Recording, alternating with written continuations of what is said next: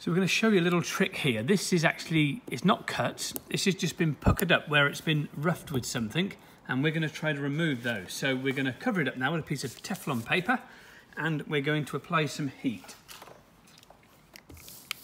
Just very, very gently over the surface to try to remove those down. And you can see they're already disappearing already. Just very, very gently, just keep that moving over the surface. You don't want to get it too hot, just gently going over the surface, and just keep checking to make sure that that it's working and it's doing it okay. So you've got to try to shrink this, because obviously this is a plastic coating on this door card.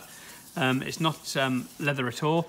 And we can see we're getting there now with those. They're disappearing, certainly. And just keep going over the surface, and hopefully we're going to be able to show you, once it's all completed, that we've resolved the job very, very effectively without the need to flatten, cut out the damage and replace it. As you can see there, they've nearly gone. They've virtually disappeared. So you can just about see this one just here at the end of my finger. So we're just going to keep on going with that, and hopefully we can make that disappear completely.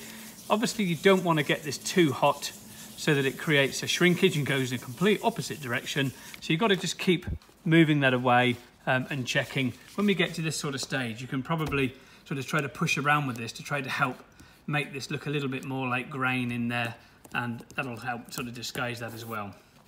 So it's certainly getting there now. So just going to go over it one more time, and I think that will be sufficiently improved so that the client is happy with that repair. Yeah, I think